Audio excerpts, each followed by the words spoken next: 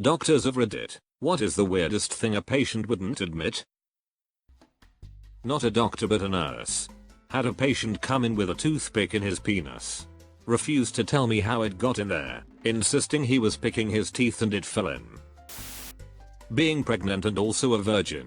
People actually believe women can get inseminated in a public pool or after their parents had sex in the jacuzzi and the girl uses the jacuzzi and is inseminated by the father.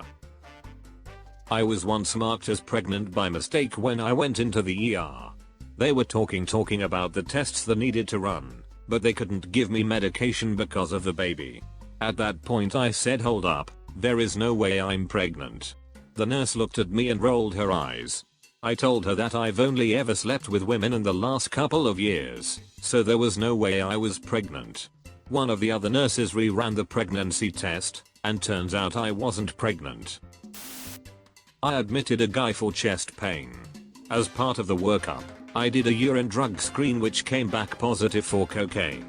After the rest of his cardiac workup was negative, I said to him, good news, you didn't have a heart attack. It's likely that your chest pain was caused by cocaine. His answer, I didn't use cocaine.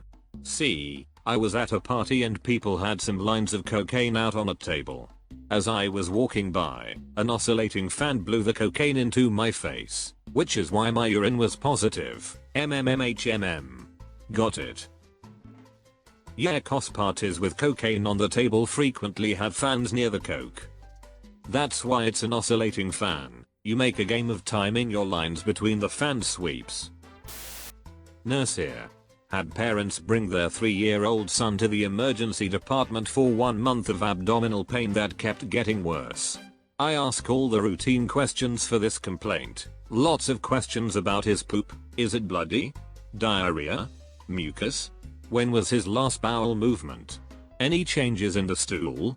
They deny any other concerning symptoms but abdominal pain. We do blood work, ultrasound, x-ray.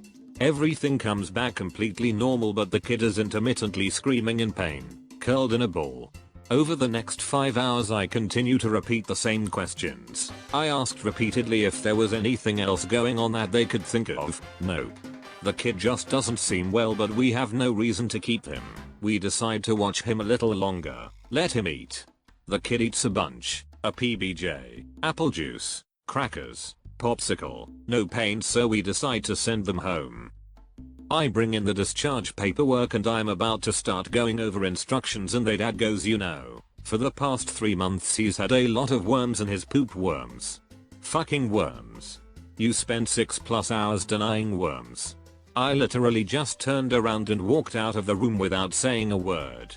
I was laughing almost to the point of tears. Could not wait to tell my resident. Do warming medications, a shitload of wasted time, and they were on their way. One of my lecturers told us a story of when he worked in ED. There was a man who refused to acknowledge or tell them how a jar got stuck in his rectum.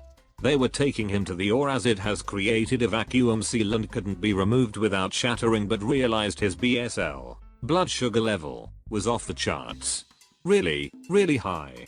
They were considering postponing the surgery to work out WTF was going on. When he ended up talking he told them the jar was full of honey before it got lodged, and was rapidly absorbed by the rectum, causing the insane levels. What? Obligatory, not a doctor, I'm a nurse. We had a patient come into the operating room for brain surgery. Probably a mid-50s guy with a nice head of light brown hair. Before a patient comes into the actual OR we ask them a series of questions, including whether they have any implants, jewelry, non-hospital clothes on, etc. Guy says no to all the questions.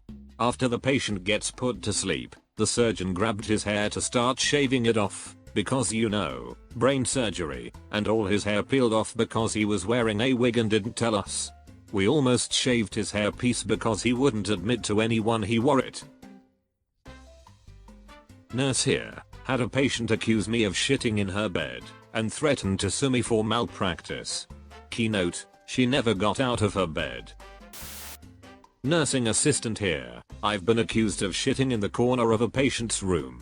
She did it and then tried to blame some really nondescript man as the culprit after realizing no one believed it was me.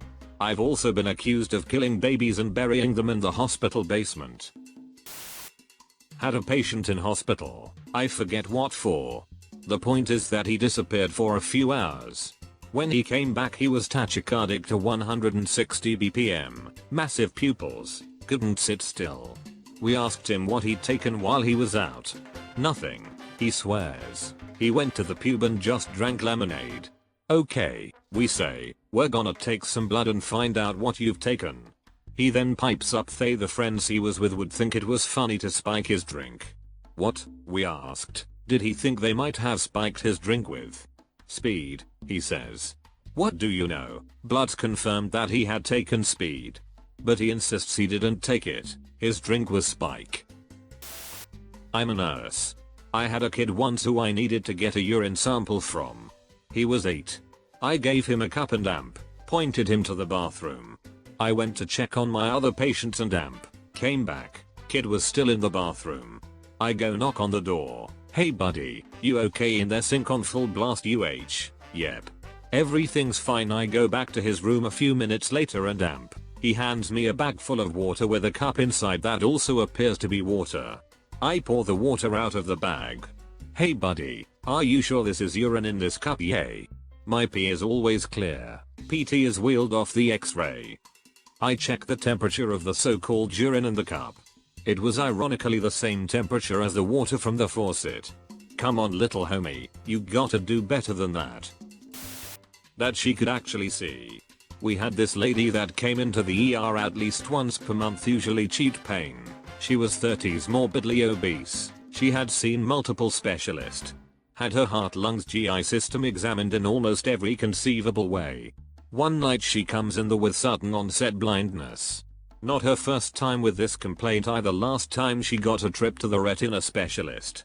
When I examine her I walk around her bed and she tells her friend to get her feet off the chair so I can get by. She plays it off super cool by adding, if you have your feet up like you always do. Then the neuro exam. I have her touch her nose then touch my finger. Her idea of how a blind person would perform this exam is to touch her nose then wobble her hand from side to side as she touched the end of my finger. Not to mention the near constant eye contact as we talked. I would ask a question and start moving while she talked and she would follow my eye perfectly. She was extremely relieved to find out she had conversion disorder and that her sight would be back soon. Edit. Maybe it was factitious disorder.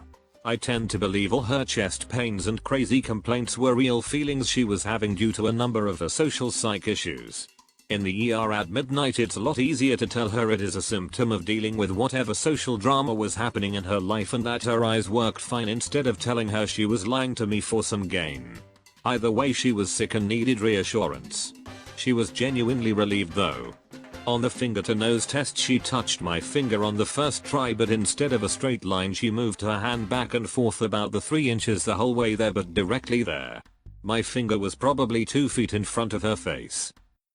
One of my favorite patients had conversion disorder. She thought she was paralyzed on her right side. I watched her wipe away a very real tear with her right hand when she was distracted. She really didn't realize she wasn't paralyzed. Other than all the random things that end up in rectums accidentally? Drunk electrician with the longest drill bit I've ever seen sticking through both legs and impaling his scrotum in between like a really gross kebab. He was so drunk he thought he broke his hip, denied owning any drill bits or for that matter having been drinking. Most common are the numerous drug tox screens we do that come back positive for something and everyone is shocked, borderline offended it got into their system.